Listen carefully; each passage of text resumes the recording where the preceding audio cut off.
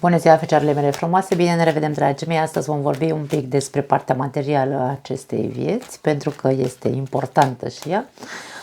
Și la sfârșit un pic câteva cuvinte despre sănătate. Da, nu vom intra foarte mult în amănunte pentru că nu are sens, nu suntem medici, pur și simplu să vedem care este starea de sănătate a voastră, da? În această perioadă, jumătatea lui mai, jumătatea lui iunie, da?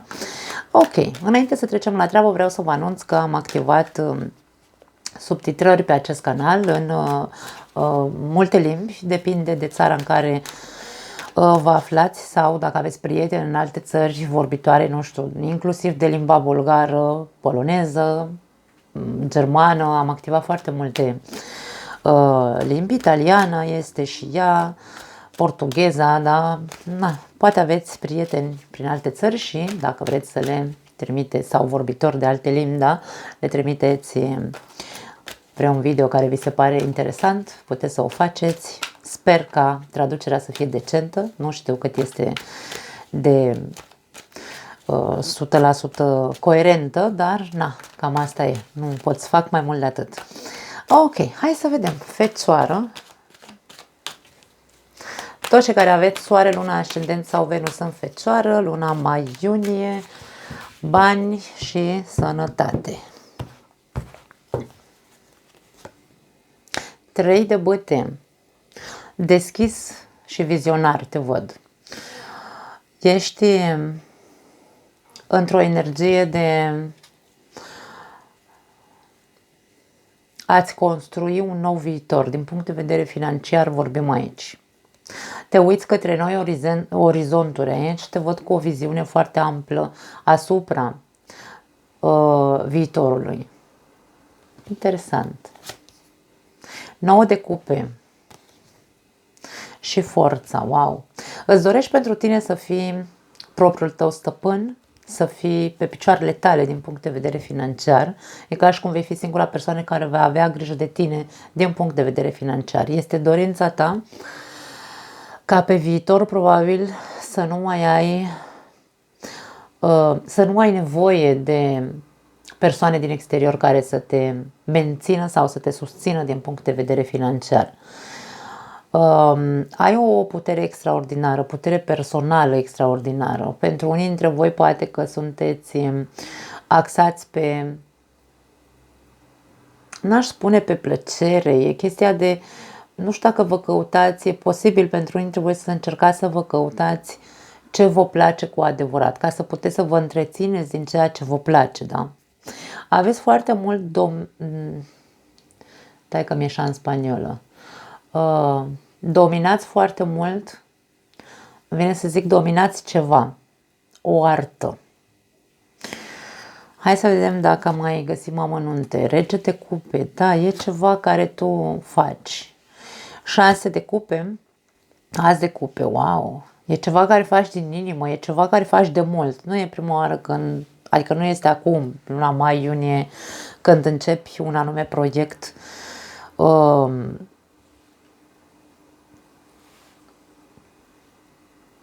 pe care îl domini, da. Pentru unii dintre voi e vorba despre un proiect pe care, sau mă rog, ceva care vă place foarte mult, de-aia spun că e o chestie de vocație, dar aici e vorba de o mutare. Unii dintre voi vă mutați și dacă aveți un proiect, acel proiect îl luați cu voi, acel proiect puteți să-l faceți, să-l desfășurați în orice loc al acestei planete, da? Ăsta este ceea ce tu ai siguranța că este al tău, e ca și cum unde e născut din mine acest proiect, n-am cum să nu-l fac oriunde în această lume, da? Vorbim despre o deschidere a orizonturilor, da? Pentru unii dintre voi, pentru alții dintre voi, indiferent că sunteți independenți financiar sau nu, voi pe viitorul vostru nu vreți să depindeți de nimeni.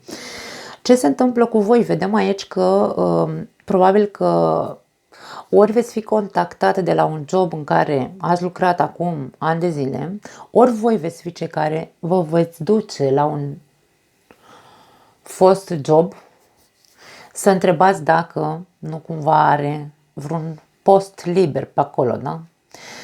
E o chestie de întoarcere în trecut, dar cu viziune de viitor. Deci aici este cumva o amestecătură între viitor și trecut pentru unii dintre voi.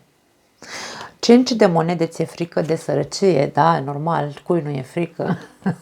Cine nu recunoaște e ipocrit, dar tuturor ne este frică, dragii mei, de sărăcie.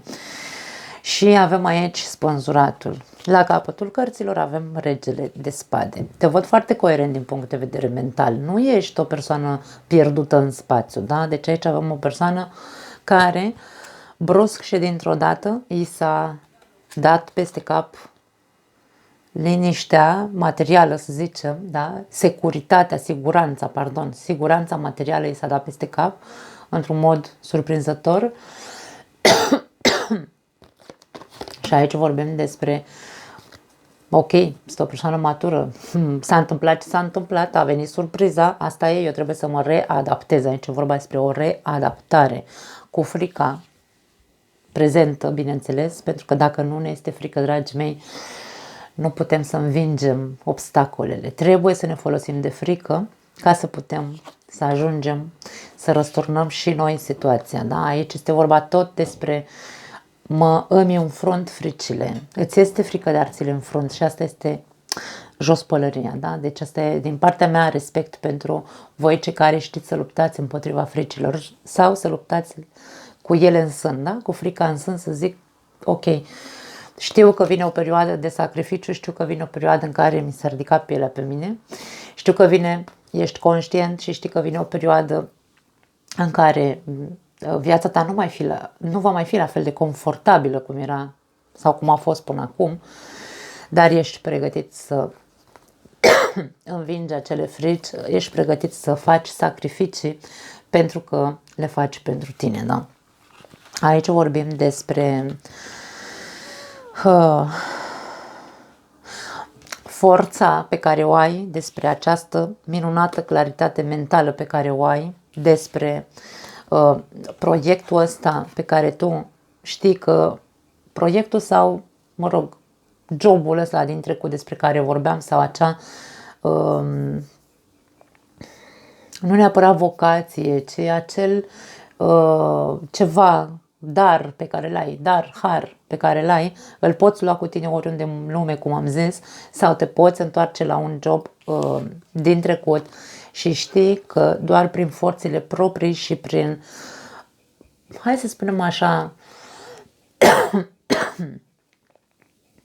credință, îmi vine să zic, asului ăstuia de cupe în momentul de față, pentru că atunci când există frici, dar suntem capabili să luptăm chiar și cu frica în sân, suntem capabili de foarte mari sacrificii cu credința că noi putem. Da? Deci e foarte, foarte intensă etalarea asta și simt așa cumva multe persoane care trec prin această situație, mă simt foarte aproape de voi, dragii mei, empatizez foarte mult și vă simt energia. Da?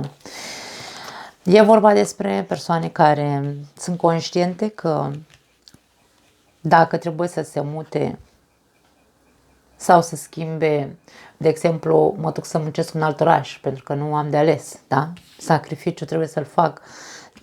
Trecutul meu a trecut, ce a fost, pentru că am avut parte de o surpriză aici care mi-a mișcat această zonă de confort. Dar capul sus, încrezător, merg la drum și sunt pregătit să fac sacrificii. Da. Este și un soi de învățare și maturizare, îmi vine să spun aici, cu regina asta de spade. Multe fecioare care au trecut prin această situație, că n-are cum să fie pentru toată lumea această etalare, multe fecioare s-au maturizat, dragii mei, cum spun, brusc și dintr-o dată. Au fost treziți la realitate de, poate unii dintre voi, de un abandon sau de o ruptură a unei relații. Trezirea la realitate a fost una dureroasă. Dar cel mai important este că aici a intervenit această energie pragmatică în care te-a făcut, după cum am zis, să te maturizezi brusc și dintr-o dată și zici, eu pot, Da? Acum viața mea e cu sus în jos, dar eu voi reuși să o pun din nou la locul ei. Așa cum eu vreau, pentru că, atenție, aici avem această conotație pe satisfacție, pe forțele mele proprii, da? Viitorul arată luminos, pentru că Fecioara s-a maturizat. Ca și cum un șut în fund, un pas înainte, da? Foarte frumoasă etalarea, Mult succes vă doresc, dragii mei, și să vi se împlinească acest viitor cât mai repede, da? Să fie cât mai repede această satisfacție personală pe care o veți avea. Din punct de vedere al sănătății,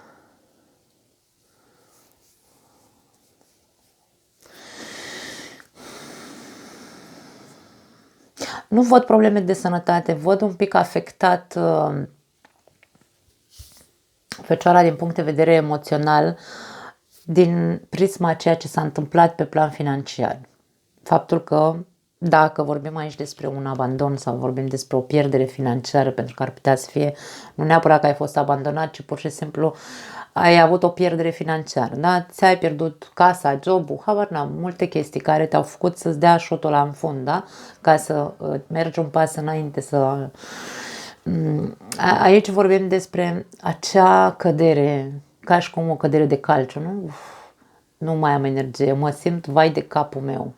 Nu e nicio problemă, ia-ți o pauză și încearcă pur și simplu să găsești coerență în ceea ce s-a întâmplat. Ca să nu, adică e nevoie de minte clară aici, ca să nu cazi în extrema fricii profunde, pentru că nu uităm, da? Să nu uităm, 5 de monede este o carte a fricilor. Frica de pierdere, frica de abandon, frica de sărăcie și așa mai departe. Aici e nevoie de coerență mentală și răceală mentală, e ca și cum minte rece, mintea să fie rece, să nu ajungă să cadă în extrema în care să se afunde într-o anume depresie, da? E cel mai important ca aici să rămâneți foarte, foarte reci din punct de vedere mental. Nu pot să zic altceva pentru că nu văd alte aspecte din punct de vedere al sănătății, dragii mei. Nu mai am altceva. Vă pup cu mare drag, vă doresc mare, mare, mare succes în următoarea perioadă și ne vedem data viitoare.